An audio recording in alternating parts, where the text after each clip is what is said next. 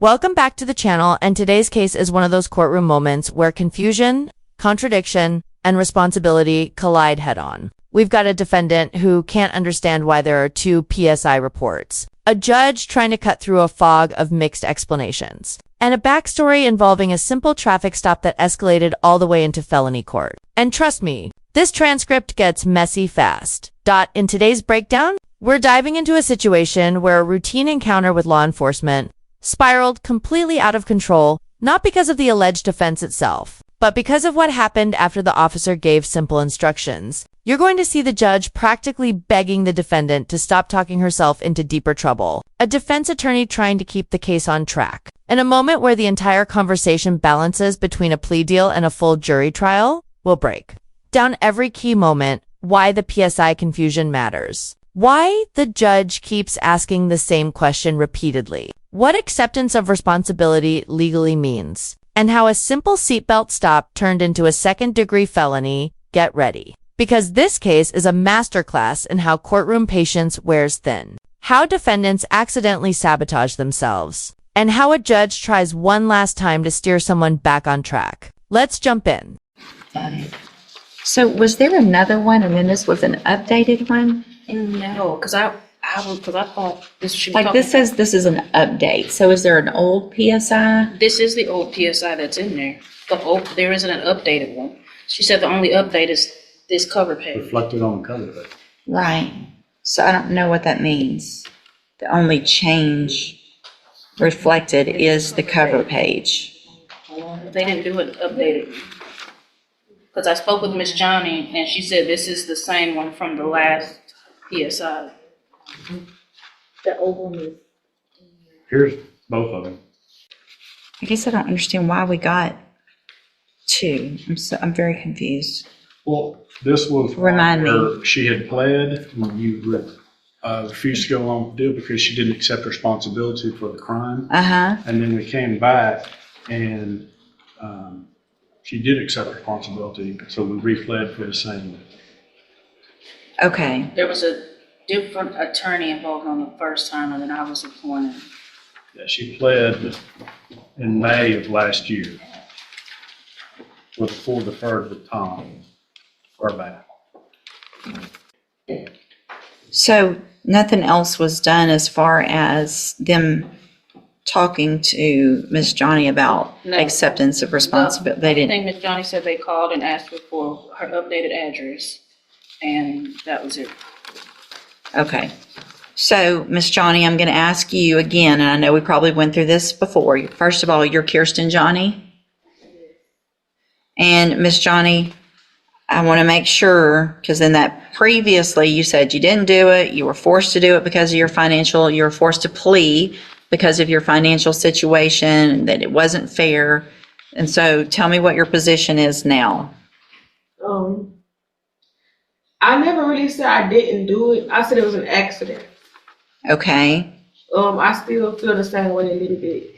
All right. I'm not even gonna say I do feel the same way. Now I understand, but you're not disagreeing that you didn't. I'm saying it was an accident. Somebody grabbing you by your foot. That's like somebody accident hit you in the back of your head. You're gonna have something that's normal. Well, right, because you were not complying with what they told you to do to get out of the car, correct? I was pulled over because I was in a high. I stay in the area. I was pulled over because. Hang on. Don't talk yourself out of this again. Because if you want to talk yourself out of it, we'll put it on the trial docket and we'll get it done in a few weeks and let a jury decide. Look at me. I'm actually trying to help you right now. Okay?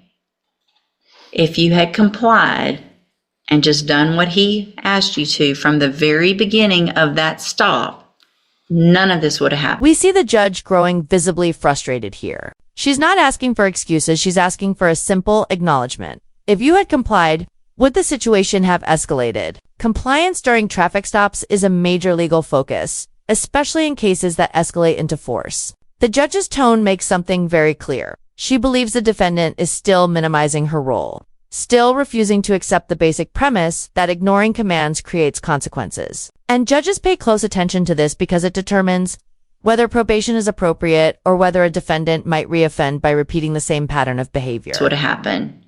Do you agree or disagree with that? Yes. Guess what? Yeah. No, do you agree? Listen to the question. Do you agree with that statement or do you disagree with that statement? I don't want to lie. You don't like it, do you? You don't think he should have done that? It's not that. I feel like we was pulled over for no reason. If you follow, It doesn't matter if you were pulled over for no, listen to me. This is why we're hearing stuff all over in the news. It doesn't matter what you think. If a cop pulls you over, then you take the ticket for not wearing your seatbelt. This is all over not wearing your seatbelt. And here you are in felony court and you're still not taking responsibility for the fact that he said, hey, ma'am, do this. And you said, I don't think you should have pulled me over. So I'm going to do whatever I want to do. And I'm going to lodge my foot against the door and I'm not going to get out. I'm going to make you drag me out of my car and then I'm going to kick you because you shouldn't have pulled me over in the first place. When all you had to do was get your ticket, go to JP court and try to fight it there legally. But here you are in felony court for a second-degree felony instead. So do you want to try to tell that story to a jury or do you want to accept some responsibility today? I don't feel like going to trial. You don't feel like going to trial. Well, there's two parts to that question. Do you feel like accepting responsibility? Yes, ma'am. Do you think it would be a better idea next time you're pulled over to comply and just do what they ask you to? Yes. And Your Honor, just for the record, Miss Johnny did review the video with me in my office, so she is aware of what all transpired. She saw it. Do you have any reason to believe she shouldn't be pleading to this from what you saw? I do not. So, you even saw how you acted.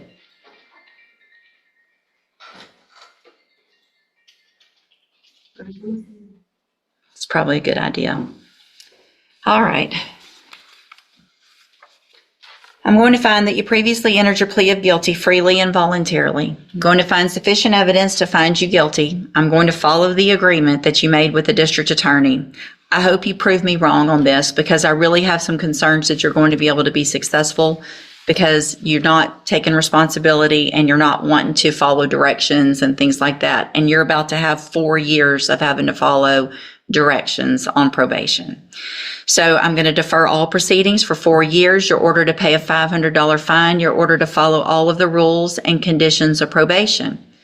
If you do that, this is a great opportunity today because you are not a convicted felon. You don't have that conviction on your record. And if you successfully complete it, follow all of the rules, you will never have a felony conviction. At the end of your probation, the case will actually be dismissed.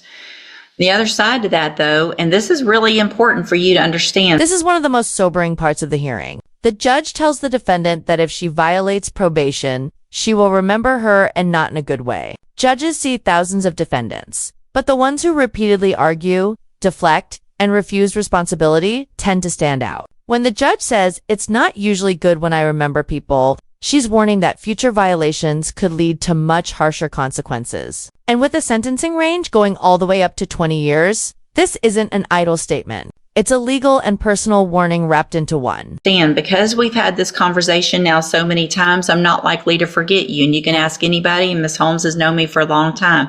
It's not usually good when I remember people, right? So if you violate your probation, you'll get brought back into court. You could be found guilty, which means you become a convicted felon, and I can sentence you to prison anywhere in the range of punishment, which is up to 20 years in prison for this. You understand? Yeah. All right, I'm handing you the trial court certification that shows this was an agreement that I followed, so you've waived your right to appeal. You need to have a seat here in the courtroom. Probation will go over your paperwork as soon as they're ready. Okay, and you said that I'm not considered a conviction felon, but I was told that even though you say that, it's still going to be on my record. So the arrest is on your record. The arrest will always be on your record. But so if you're asked a question on filling out an application for a job or something, if it says, have you been convicted of a felony? The answer is no.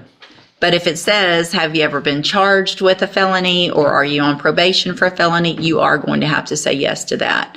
But the conviction part is still better than nothing, not having that conviction, right? And that brings this case to a close. What started as a simple seatbelt stop escalated all the way into felony court. And today, the judge handed down a deferred sentence, essentially giving the defendant one final chance to rebuild without a felony conviction. But it came with serious warnings. Accept responsibility. Follow every rule, and don't return to this courtroom under violation status. The judge made it clear that the road ahead is long, and any slip could convert this deferred deal into a potential prison sentence. This case highlights why compliance matters, why courtroom honesty is critical, and how quickly routine encounters can spiral when emotions run high. If you found this case as shocking as we did, make sure to hit that like button, share your thoughts in the comments, and don't forget to subscribe for more jaw-dropping courtroom breakdowns.